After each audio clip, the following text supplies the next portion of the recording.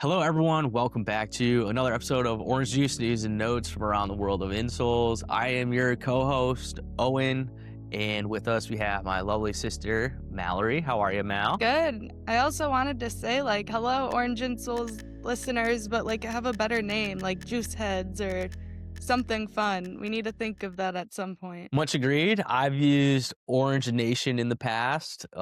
Orange Heads could be one. Foot Fanatics is another that comes to mind just off the dome.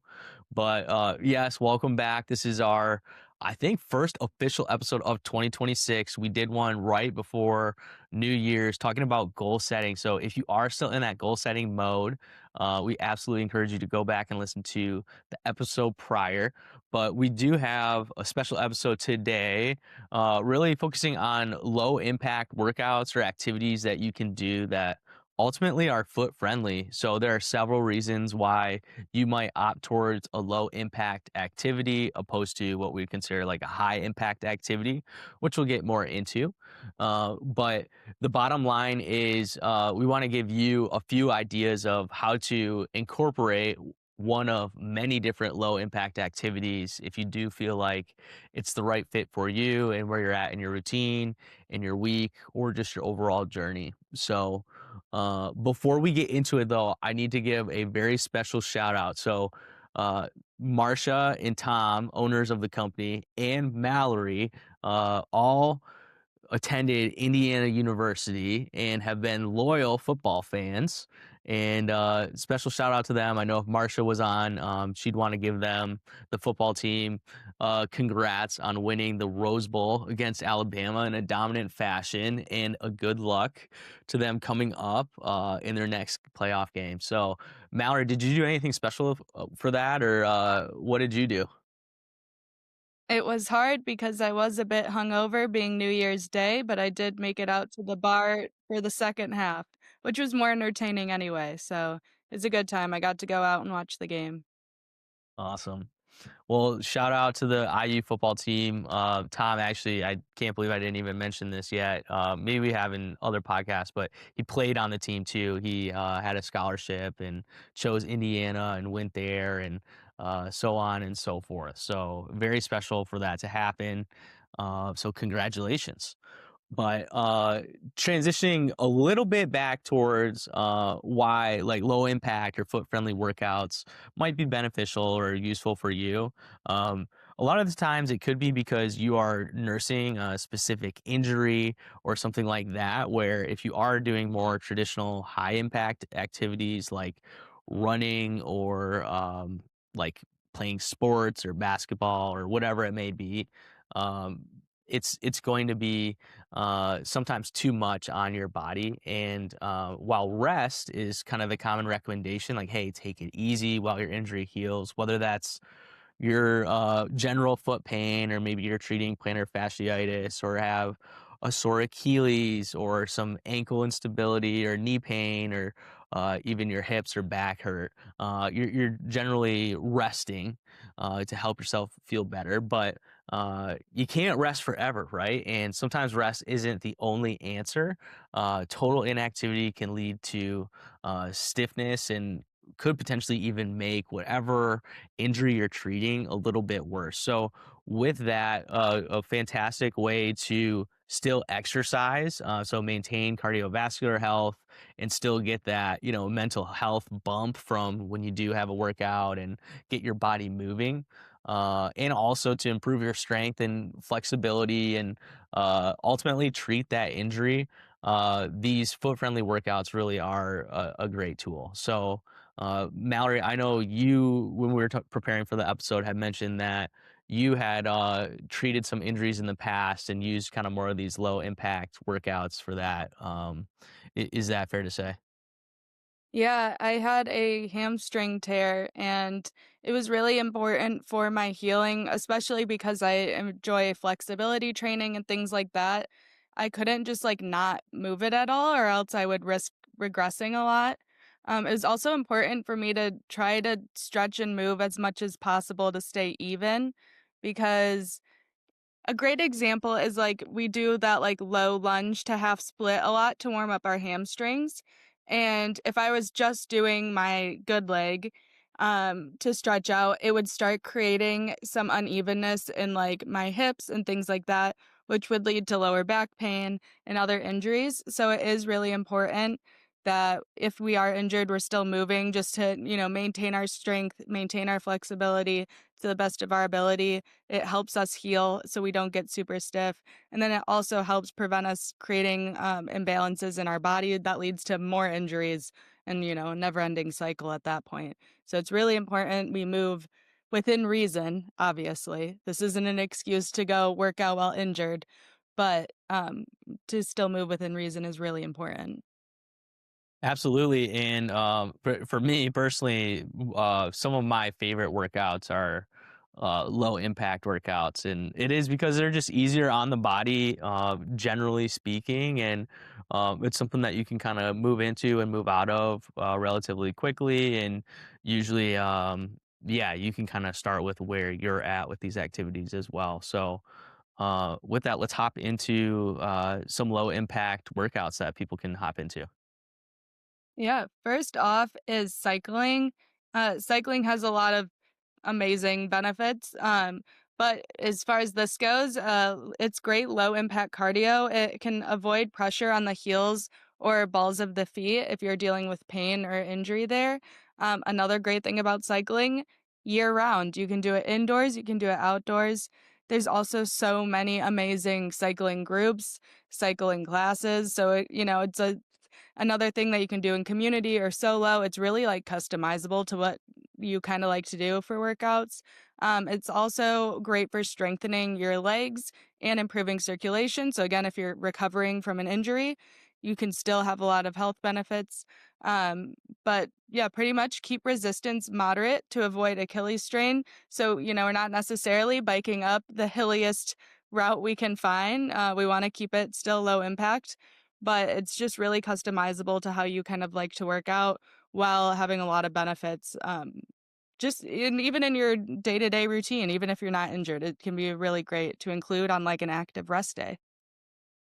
Yeah, 100%. I lean on, the Peloton and cycling probably a little too much, but the way I look at it is, whether it's this or one of these other activities we're gonna talk about or a high impact activity, it's better to, get your heart rate up and do something opposed to nothing. So that's why, as we talk about these, hopefully you find one or even a couple that, you really like and can gravitate to and, yeah, incorporate into your routine, or even just use it as maybe a method to exercising your body more because these low impact activities are a little bit easier for those who are looking to get started as well.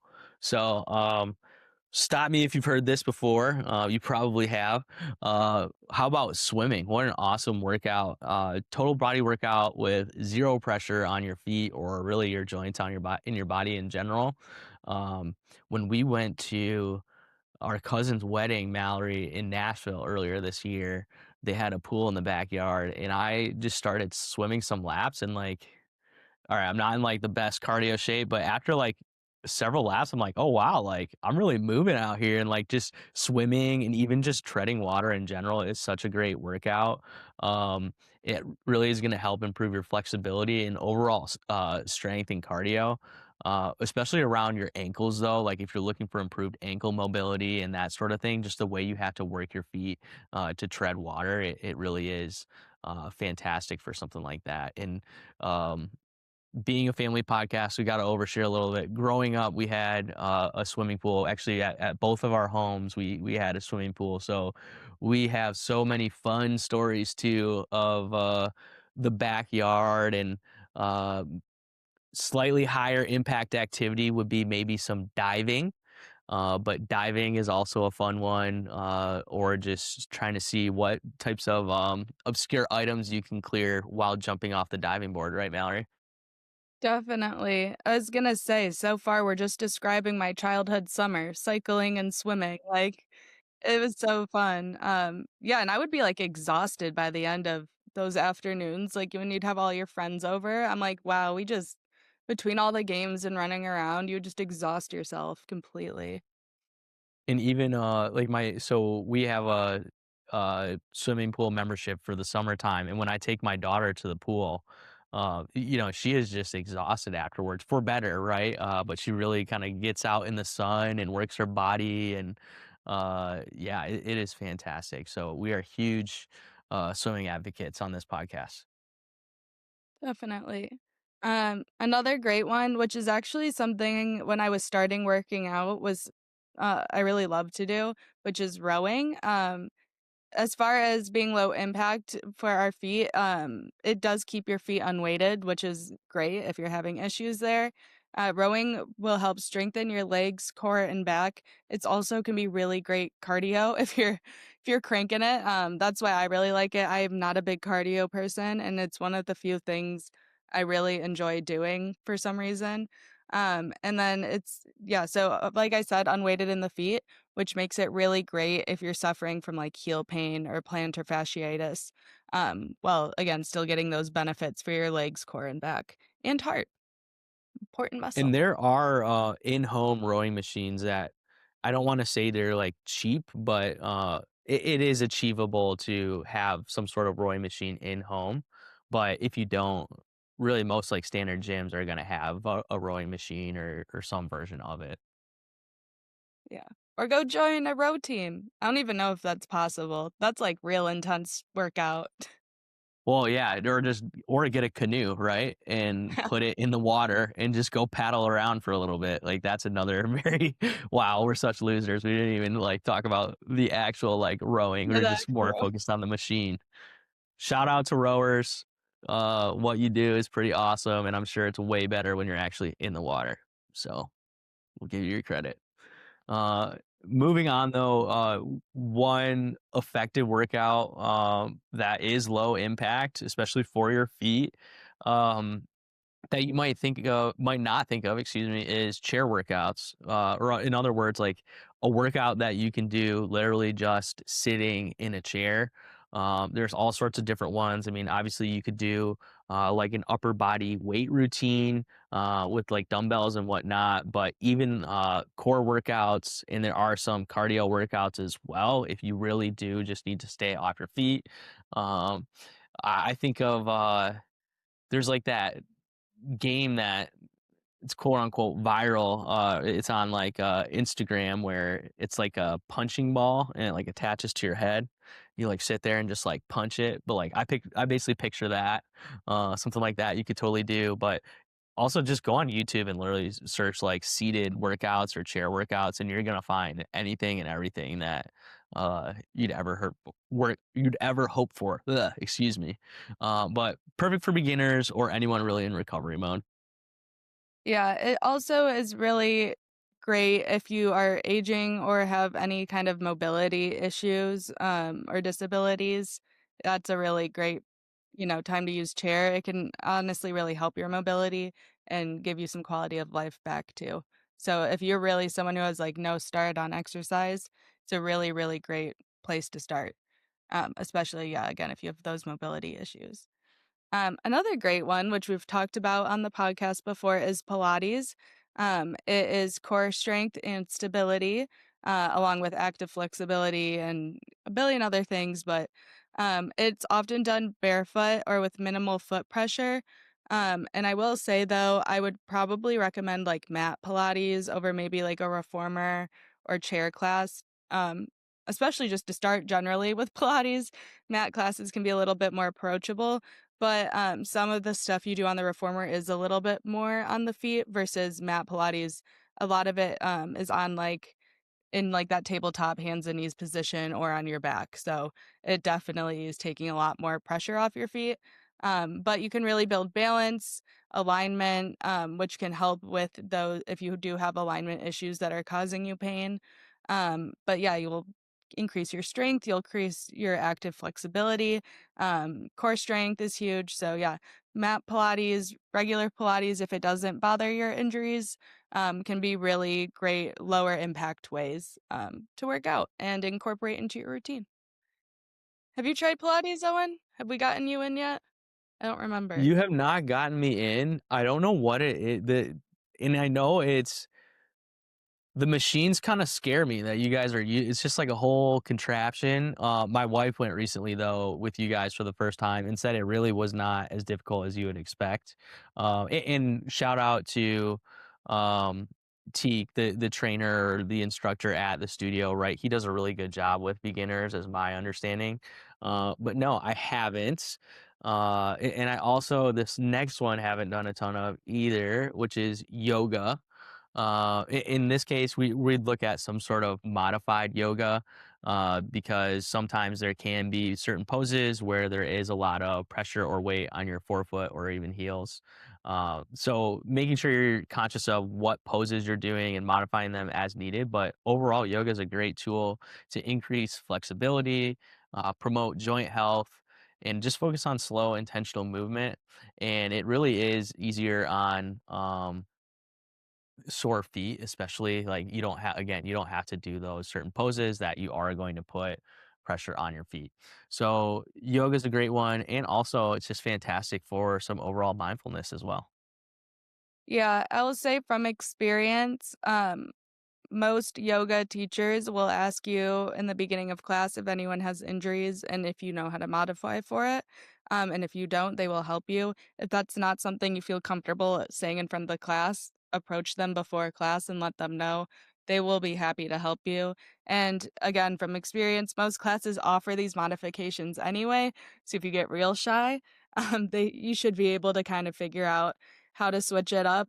And then like last little thing too is yoga is very diverse, there's a lot of kinds of yoga, so maybe don't go to, like, a high energy power vinyasa class, versus, like, a more beginner, slow, gentle yoga, you know? Pick wisely, but yeah, yoga's a really great for this kinda thing, especially if you Well find, said. like, a teacher who can help you. Another good one is strength training, which you might be like, no, girl, that hurts," but modified, again, lifting lighter weights or using resistance bands, especially for, like, upper body and core workouts, can be very helpful. And then Owen kinda mentioned this earlier, but you don't have to stand. Sit down, do your biceps, do your shoulder presses sitting, take that pressure off your feet.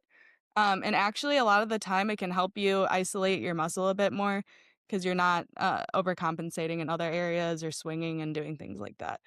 So actually, a lot of times seated can, yeah, help you target your muscles a little bit better and be more helpful for your weightlifting. So just modify it, and like we said earlier, if you're really dealing with injury and things, keeping your strength is so important because that can lead to more injuries down the line if our muscles are weakening and we come back too hard. So maintaining as much strength as possible, key. Well said. And last one, there are kind of many levels to this, but on the most basic level, water walking is a fantastic exercise, especially useful for older adults or those that are really just easing back into movement in general. It helps maintain mobility and strength as much as possible. And the idea is it's going to combine gentle resistance with buoyancy from the water. So you're not going to feel the full pressure or the full weight of your body, and that's ultimately just going to protect your joints and muscles from excessive use and whatnot. So, a great way to get your body moving and just a general, like, almost like a flexibility and mobility tool and workout. And, I'm sure if you do it long enough as well, that there absolutely, or there's even, I'm sorry, there's resistance involved too. Some places actually have like little jets that like shoot water out at you and then you walk up like against the jets and whatnot. I did something like that more at like a physical therapy is where you might see something like that. But yeah, a great cardio benefit as well from something like that as you do it for a longer period of time. I have a friend my age who said she's been going to the water aerobics classes at our gym, and, she did say it is her and mostly older women, but that they have the best time and just laugh and, like, have so much fun, and it might be a little less of a workout and more of a fun time in the pool, but, like, she loves it, so I think it's really cool. My yeah, my that's funny you say that because my wife Ashley's grandma belongs to the aquatic center and does water aerobics, and She is about as proud of the Holland Aquatic Center as she is anything. So we went up there one day. She gave us and it is very nice. She gave us a tour and all that good stuff. But yeah, she loves water aerobics. She has many friends from taking the classes as well. So don't overlook that as well. Yeah, it seems like it's a community.